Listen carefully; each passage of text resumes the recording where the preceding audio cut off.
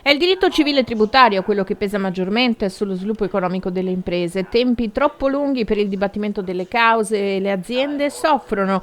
Nell'incontro organizzato a Treviso da Confartigianato Veneto, gli imprenditori artigiani hanno ascoltato il ministro alla giustizia Carlo Nordio, che ha riassunto lo stato dell'arte delle riforme che stanno per essere attuate.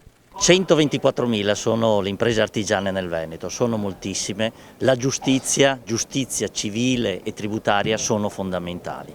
Purtroppo secondo i parametri dati dal nostro osservatorio regionale, i parametri di quanti giudici pro abitanti siamo molto meno. Questo crea rallentamenti, crea insicurezze nelle nuove imprese e quindi siamo qui affinché il ministro Nordio del nostro territorio, della nostra regione, possa portare al tavolo dei ministri una proposta di miglioramento e di risanamento di questa mancanza di giudici, mancanza della parte amministrativa e come ultimo i giudici di pace. Abbiamo il 55% in meno di quello che dovrebbe essere il numero stabilito per il Veneto. Altro impegno preso da Nordio è quello di abolire il reato di abuso d'ufficio per gli amministratori pubblici, un percorso condiviso dall'ANCI. Viene tolta la serenità agli amministratori per poi riconoscere che in realtà nulla è successo di grave e soprattutto nessun reato è stato compiuto dagli amministratori. Noi